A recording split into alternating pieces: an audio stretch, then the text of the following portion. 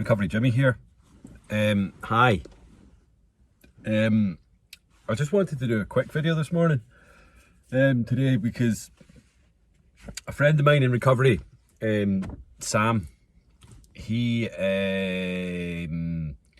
called me at the weekend. I haven't spoken to him in a little while, but it was good to hear from him. And he's doing a kind of art project, and he's working with a few different people. His is based on, you know, the struggle and recovery, and it's steeped in that.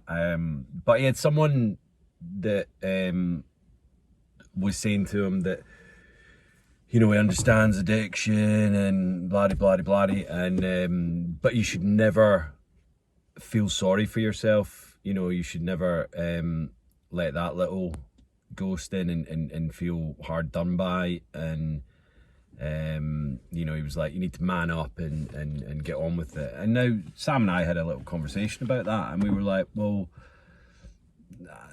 don't agree with that, because in essence, when you're in, you know, early days of recovery, or when you're in that withdrawal point, and or even just when you wake up and you know, and you want a drink because you're just feeling like shit, all of these feelings that arrive, you know, the fear, the guilt, the shame, the, you know, the kind of anxiety, you can't help those feelings. Those feelings are there, and for someone to say, man up, stop feeling sorry for yourself, is, you can't not help how you feel in those moments. Now I don't know whether this guy's gone through recovery or not, but you know, like Sam's got, I think he's got 8 and a bit months, you know, and we were saying, yeah, it's all right for us now to go, right, do you know what, we've got through the worst of it, of the beginning days, the early days, and we've kind of started putting our life back together, and we don't feel sorry for ourselves now. And that's okay, because, you know, we've struggled through, and we've felt the pain, the anguish and all of that, and we've gone, right, you know what, that's not helping anything now, because I'm off the booze, the drugs. I can now put my feet on the ground and start moving forward. And yeah, there is no point in feeling sorry for yourself for a long time. But to say that, you know, to someone right at the beginning, you can't help how you feel. You know, no one's going to stop you. You know, it's like, as Sam said, it's like telling a person in the depths of depression to snap out of it. It's basically like telling an alcoholic or a drug addict to stop drinking or stop using.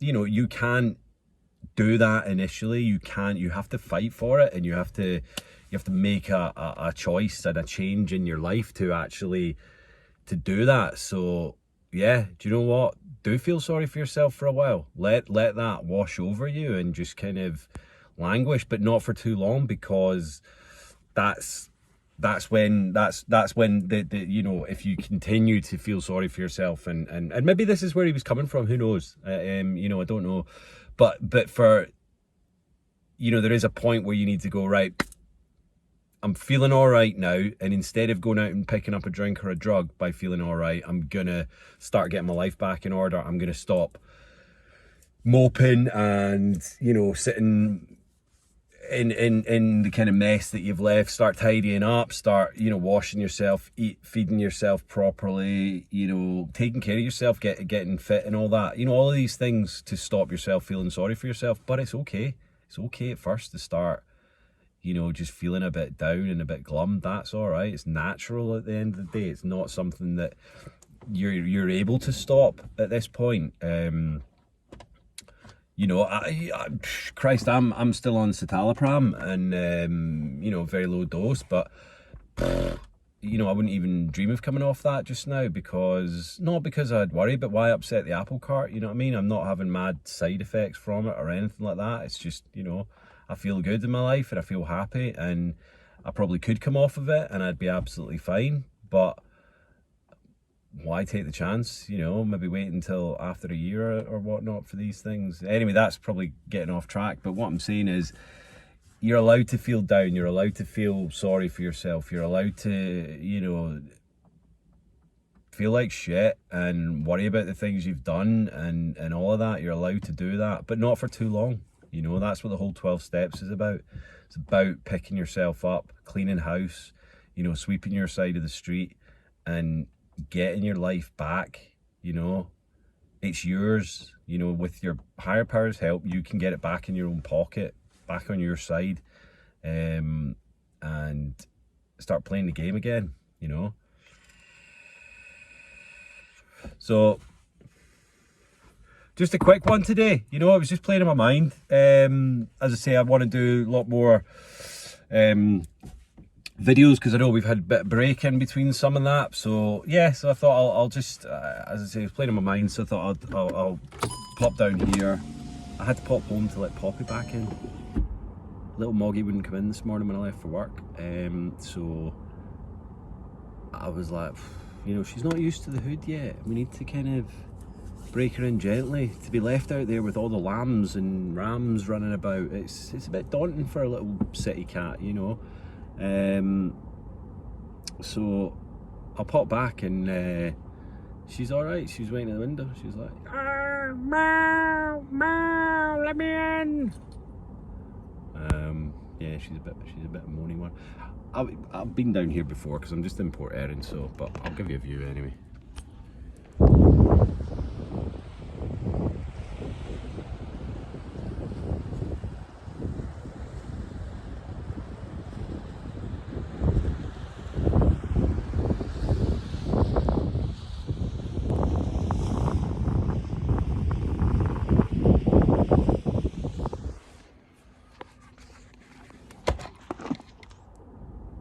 Bank holiday weekend coming up this weekend, so I've got someone coming to visit me. Well, visit the island, but you know, come and see me as well. So that's exciting. Very, very much looking forward to that.